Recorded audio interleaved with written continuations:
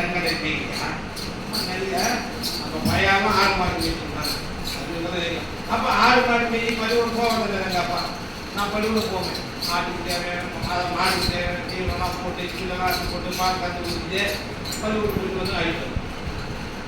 இது தெரியாது பள்ளிக்கூடம் போயிட்டு வச்சுட்டு அப்புறம் 6வது 7வது 8வது படித்தேன். அப்புறம் எப்படி படிக்கும்போது வசதி இல்லை. ஹோட்டலில் போயிட்டு பஞ்சாப் ஹோட்டல்லாம் டாபா ஹோட்டல் அதில் போயிட்டு சின்ன பையனுக்கு இந்த பையன் எனக்கு இந்த தம்பி தான் வேலை கொடுப்பாங்க. அந்த பழக போடுறது சாப்பிட்டு வச்சே தட்டி எடுத்து கடை கொடுத்து கிளினி போயிருந்தா யாரும் அந்த திருவள்ளுவர் கலைஞர் மாவட்டத்தில் கோட்டை பெரியார் மாவட்டம் பெரிய கலைக்கு 3வது இல்லையா? இப்போ வருங்க கஷ்டம் என்ன பண்ணுறது? நாங்கள் போவேன் இது பேட்லாம் கிடையாது டவுசர் இந்த இடத்துல கீஞ்சிட்டு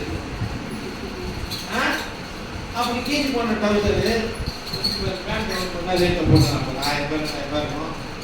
அப்போ பஸ்ஸில் வச்சு தராங்க.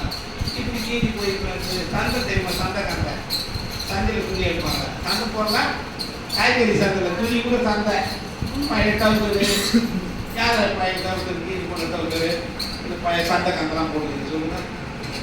யாரும் சந்தை துணி போடுறீங்க? யாரும் பார்த்து கேட்கணும் போவாங்க ரேட்டு. நாங்கள் அந்த காலத்தில் அந்த காலத்தில் கூட கிடையாது. அதே ஒரு 2-3 டவுசர் போட்டு நீ இப்படி இருந்தால் இப்படி பள்ளிக்கூடம் போவாங்க போயிருக்காரு. இப்போ ஆண்டு பார்த்தீங்கன்னா உங்களுக்கு ஆட்சி வச்சுருக்காரு கைது எல்லாமே. அப்படிப்பட்ட காலகட்டத்தில் அந்த கிராமத்தில் அந்த 6 மாடு மேய்ச்சின்னு பத்தி வச்சு தண்ணிக்கின்னு 2-3 மாடு மேய்ச்சி 2 ரூபா கொடுப்பாங்க வச்சு படிக்கணும். தோட்டுக்கு போய் படிக்கணும். பள்ளி ஓட்டு நான் தான் கஷ்டமா இருக்கு.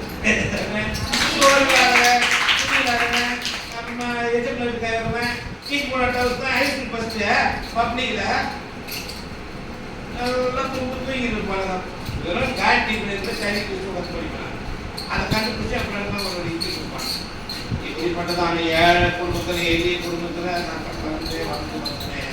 அப்படி இருக்கும்போது அந்த பஞ்சாப்காரன் ஹோட்டலில் நான் மார்க் எவ்வளோ எழுதுன்னு கேட்குறேன். சின்காரன் மேக்ஸில் 100 வெரி குட். தமிழ் 100 எழுதுறாங்க.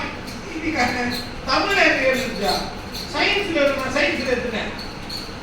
வரலாற்று எழுதணும்னா அதெல்லாம் ஒன்றும் சமாளிக்க முடியல. எல்லாத்தையும் 100 எடுத்தேன். கைதுக்காமே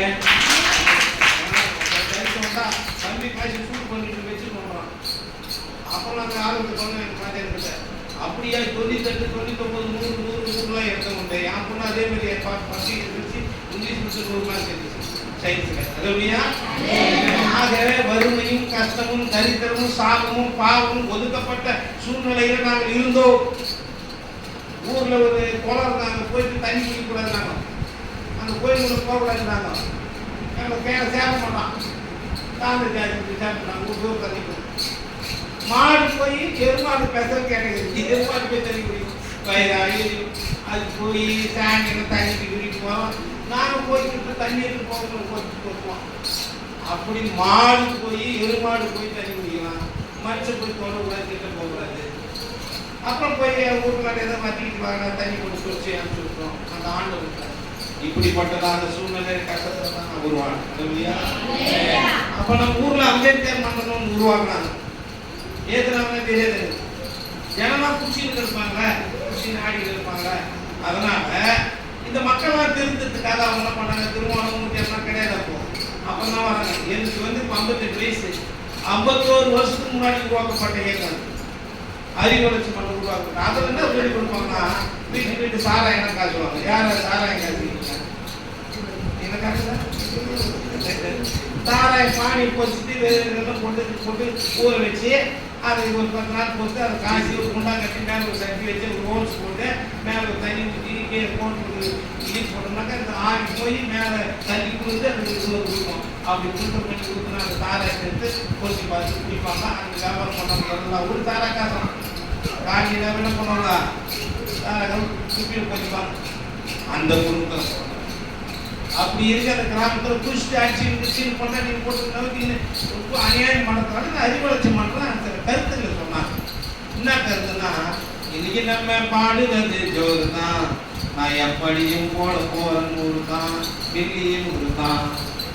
பாவி சம்பாதிக்கும் காசை எல்லாம் குடிக்கிற, மாமா குடிக்கிற, மச்சான் குடிக்கிற, உச்சி புது குடும்பத்தையே கெடுக்கிற, கேட்டா அடிக்கிற, ஏற்றி வடிக்கிற, போட்டு அடிக்கிற.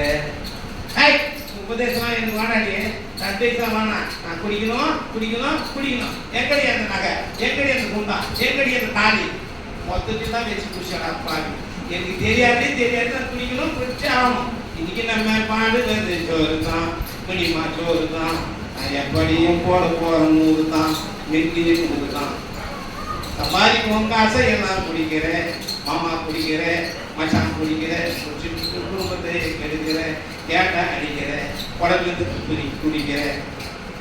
இப்படி கருத்துக்களெல்லாம் மக்கள் கிட்ட போய் சொல்லி குடிக்க திருப்புவாங்க. அதெல்லாம் நான் சின்ன பையன், நான் 8 படிக்கல. ஓட்டு போறீங்களா, அதுக்கு ஒரு பாட்டு ஒன்று பாடணும். நாட்டின் நடப்பை படம் பிடித்து காட்டும் எனது பாட்டு, உள்ளத சொல்லி நல்லதை செஞ்சா போடு அவங்களுக்கு ஓட்டு. புரியுதா? நாட்டின் நடப்பை படம் பிடித்து காட்டும் எனது பாட்டு, உள்ளது சொல்லி நல்லது செஞ்சா போடு அவங்களுக்கு ஓட்டு. ஒன்றே குலம் ஒருவனு தேவன் பாரதி சொன்னா நீதி, ஒன்றே குலம் ஒருவனு தேவன் பாரதி சொன்னா நீதி.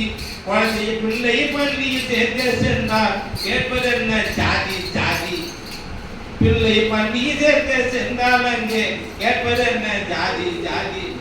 நடப்பை படம் பிடித்து காட்டும் எனது பாட்டு, உள்ளதை சொல்லி நல்லது செஞ்சா போடு அவனுக்கு ஓட்டு. நோட்டை நீட்டி கதை கதையா கொடுத்து ஓட்டு போட சொன்ன போடலாமா? நோட்டை கொடுத்து ஓட்டு போடலாமா? நோட்டை வாங்கி கொண்டு அவனுக்கு உனக்கு தான் போட்டுன்னு சொல்லலாமா? எத்தனை பேருக்கு சொல்றது? உனக்கு தானே போட்டேன்